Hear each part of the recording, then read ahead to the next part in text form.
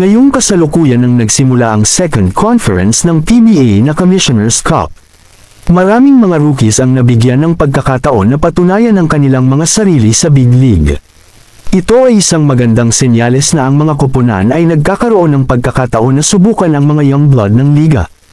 Ang pagdagsa ng mga rookies ay nangangahulugan na maraming player last season ang nawalan ng slot.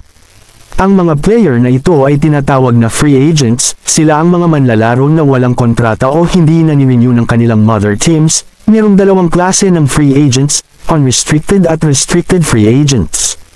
Ang unrestricted free agents ay ang mga manlalaro na wala ng kontrata o hindi na-renew pa ng kanilang mother teams.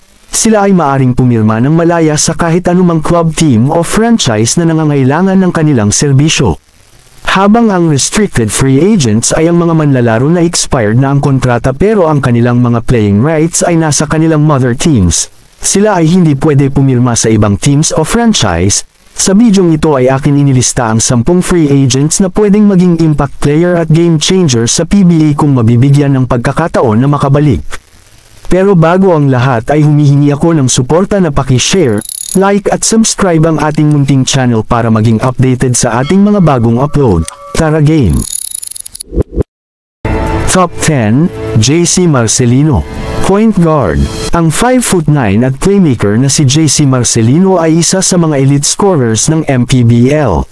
Siya ang kasalukuyang scoring champion ng liga, at kasama sa mythical first team ng liga na may average na 20 points per game. Isa sa mga na-improve ni Marcelino over the years ay ang kanyang depensa. Pinangunahan din ni Marcelino ang liga sa kanyang amazing 2.4 steals per game.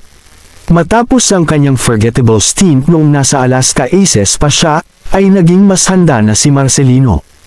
Ang player na nasa caliber ni Marcelino ay dapat nabibigyan pa ng pagkakataon na makabalik sa PBA. Top 9, Will McAloney. Power forward. Isa sa mga top big man ng MPBL, ang 6'5" na si Will McAloney ay isa sa pinaka-skilled hardworking big man ng liga. Patunay dito ay nang mapabilang siya sa mythical first team ng MPBL, kasalukuyan ay 31 years old pa lamang siya, at maaring papunta na sa kanyang peak. Matapos ang contract disagreement sa Blackwater ay nilisan niya ang PBA. Hindi ko lang sigurado kung siya ba ay restricted free agent at malamang nasa Blackwater ang kanyang playing rights.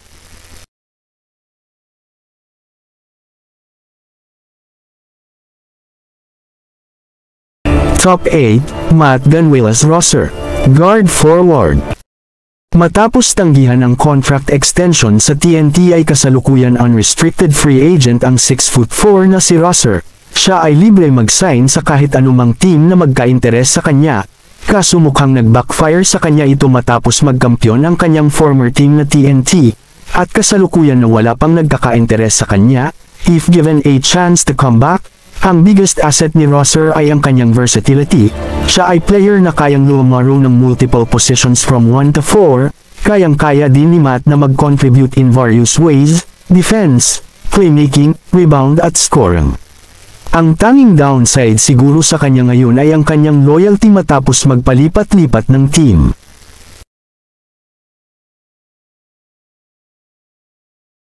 Top 7, Eric Camson. Power forward. Matapos ang 7 years na ride sa Terry Fermi Jeep, dead end na nga ba para kay Eric Camson?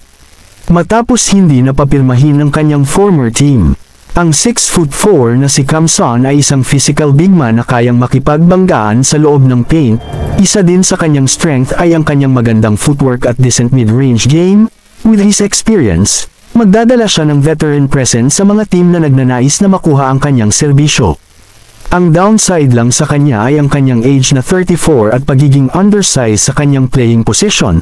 Sa tingin ko madami pang natitirang gasolina sa tangke ni Camson, sana mabigyan pa siya ng chance na makabalik. Top 6, Mac Bello. Small forward. Matapos mabangko at mag-slow down ang laruan sa Meralco Bolts ay bumaba ang kumpiyansa ng isa sa mga successful collegiate player na si Mac Bello.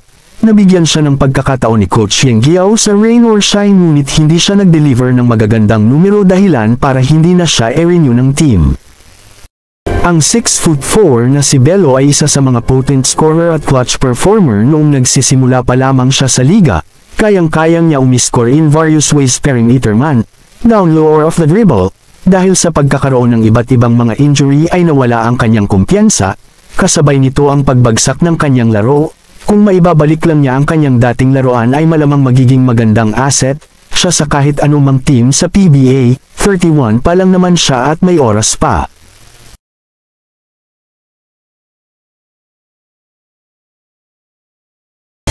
Top 5, Carl Brian Cruz.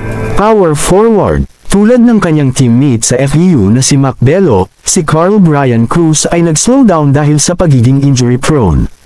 Matapos bitawan ng TNT ay dinala ng 6'4" na si Carl Brian Cruz ang kanyang talento sa MPBL. Sa katunayan ay lumalaban siya sa MVP race kung hindi lang na-upset ang kanilang team. Matapos maibalik ang kanyang kumpiyansa, siya ay naging isa sa mga main man ng Manila Stars. Si CBC ay isang well-rounded forward na magaling sa perimeter game at kayang mag-spread ng floor hanggang 3-point range with consistency. Hindi din matatawaran ang kanyang depensa at isa sa kanyang calling card. Ang 3&D na player tulad ni CBC ay pwede pa sa big league kung mabibigyan lang ng chance.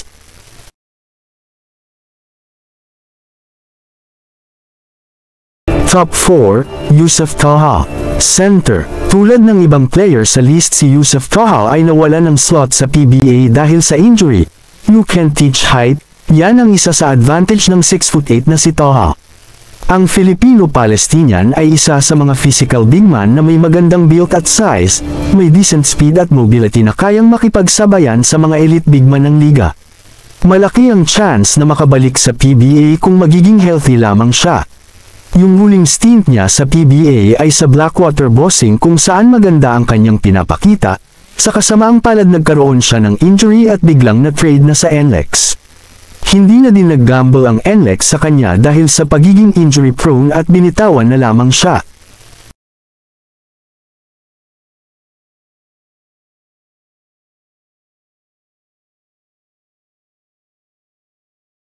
Top 3, Encho Serrano. Shooting guard.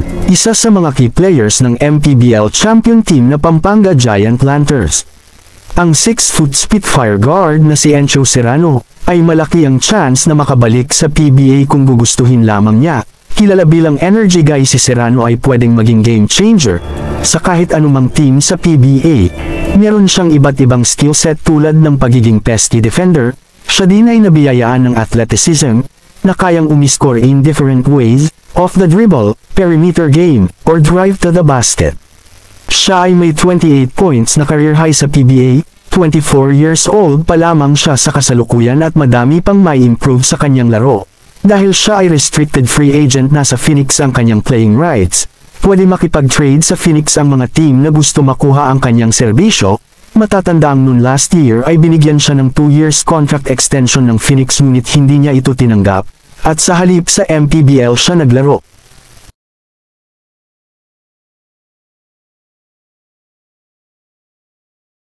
Top 2, Greg Slaughter. Center. Tulad ni Encho Serrano, si Greg Slaughter ay restricted free agent kaya hindi siya pwedeng pumirma sa kahit anumang club, team o franchise. Kasalukuyan ay nasa Northport Batang Pier ang playing rights niya, maaring mag-initiate ng trade ang team na gustong kumuha sa kanya. Si Greg Zilla ay isang 7' towering big man na kayang mag-finish strong around the basket. He can back down smaller defender with ease at madaming galaw sa post tulad ng hook shots. Dahil sa kanyang laki, kaya din niya kontrolin ang board, steady defensive presence din siya down low, at kayang i-protect ang rim effectively.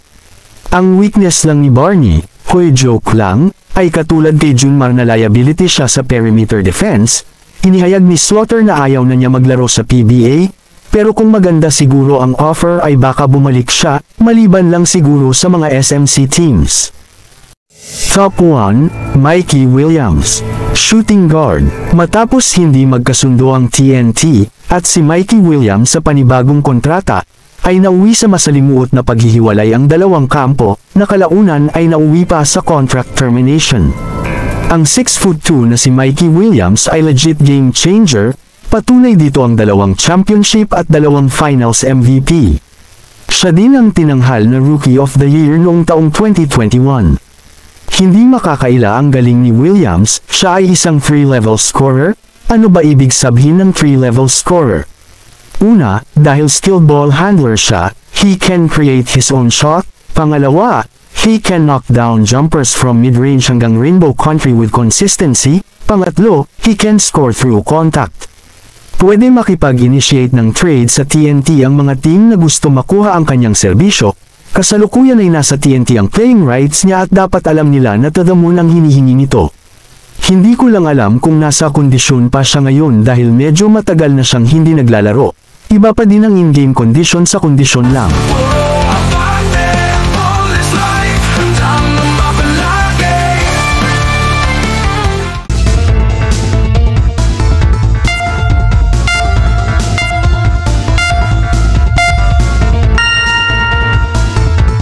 Mahilig ka ba sa mga basketball content? Baka pwedeng pahit ng subscribe button para updated ka sa tuwing may bago tayong upload. Salamat hanggang sa muli.